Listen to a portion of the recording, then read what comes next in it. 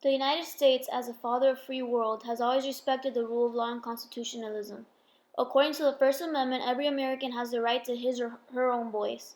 This very right is not only the part of the American concept of freedom, it is also fixed in such documents as the United Nations Declaration and the European Convention of Human Rights.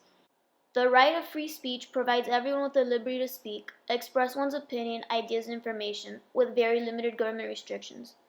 This freedom centers not only on human interaction, it is also applied to mass media as every American citizen has a right to seek, receive, and impart information and ideas through any media and regardless of frontiers. However, the current problems of increased urbanization and crimes have raised the questions as to application of the freedom of speech in different situations. Moreover, the society still faces various significant problems and negative trends. Propaganda of terrorism. If speech becomes an instrument in hand of those who want to use it in their interest, the consequences will be disastrous for the whole nation. It is important to decide how the government can preserve this fundamental right and at the same time ensure that it does not threaten the very existence of larger society.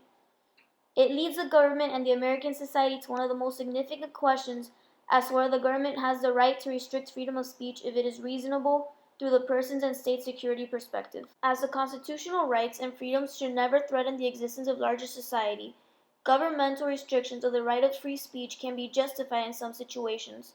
Moreover, any restrictions of freedom of speech must be really necessary and serve the protection of the particular legitimate goal. One cannot deny the fact that nowadays is the right of freedom of speech tends to overlap, and that is a strong argument in favor of government restrictions. Furthermore, we live in the age of internet, which provides freedom not only to ordinary citizens but also for those who expand racist, sexist, and generally abusive content. Consequently, the government must provide safety for minds and bodies of its citizens, especially children.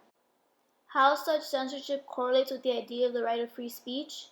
It should be emphasized that there is a fine line between the policy, which would be able to preserve this fundamental freedom and guarantee the normal conditions of a functioning society, and the policy, which would violate the freedom in the name of rooting for the good. Thus, government should provide such restrictions. There are examples of countries, the government of which could not balance between freedom and necessary restrictions. For instance, in Russia Federation, people can get a real jail term for some post or comment in web, even through posted opinion or information does not contradict any of human rights or laws of the country. This model of restriction is the model America should avoid. However, some limits to the freedom of speech are undoubtedly necessary in any country. Speech is limited when it can lead to illegal action, immediate danger, harm one's reputation, or not interfere with the rights of others. The question is how to evaluate those limitations. Are they unconstitutional or aim to preserve citizen rights and safety?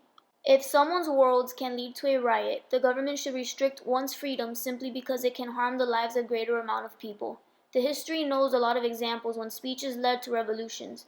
Agitation can become the most powerful instrument, and that is what government of any country should be aware of. However, it is important to explore and define certain zones, as they determine on the right of the government to place restrictions. Once these zones are identified, then it would be easy to come out with certain restrictions which highly determine how the state will enforce regulations. First of all, the words of an individual who slander on the guise of enjoying his right to free speech can be estimated as harm of other person's reputation. Even though expressing his opinion in his constitutional right, in this case it should be restricted. The famous phrase, the freedom of one person ends where the freedom of another person begins, reflects this approach in the best way. Consequently, amendments of rights and freedoms of speech should be in a manner aimed at achieving social equity, which cannot be possible if one person's rights violate the other one's rights and freedoms. Therefore, individuals have rights to express themselves, hence the state should critically evaluate the boundaries when coming up with laws or the freedom of others. Another example is the health of the state concern. Famous Edward Snowden, former civilian contractor, formerly had the right to free speech and could share any information, but he also endangered the security of the U.S. He shared secret information, and even though formally he had the corresponding right, in his case it damaged his own state. There is a dilemma whether his rights to free speech should be denied under these circumstances. Most of people would normally claim that this case allows the restriction of fundamental freedom. Consequently, it would be justified to state that every right and freedom enjoyed by an individual should have limits and restriction for the good of the nation's social welfare and health status. It should be emphasized that law should not be used as an end to itself. Rather, it should emphasize on the need to bring positive social change. This is a key determination of restrictions set. The government should offer society such kind of control and limitations that would allow citizens to understand its significance. In the long term, freedom of speech impacts government operations. Freedom of speech enables people to obtain information from a diversity of sources, make decisions, and communicate those decisions to the government. Irrespective of the form of control, it's important to guarantee all individuals freedom of speech as it highly impacts social development. Freedom of speech is a means of participation, the vehicle through which individuals debate the issues of the day, cast their votes, and actively join in the processes of decision-making that shape the polity.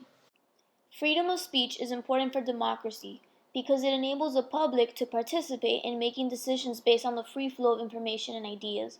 Without it, people would be unable to make informed decisions. The right to vote, for example, stems from freedom of expression, which allows citizens to share ideas and watch political debates. Irrespective of its U.S. provenance, we recognize that the most stringent protection of free speech would not protect a man in falsely shouting fire in a theater and causing a panic. Thus, shouting fire in a car cinema when there is no fire and you know it is wrong. We accept this limit on free speech, therefore the principle is conceded.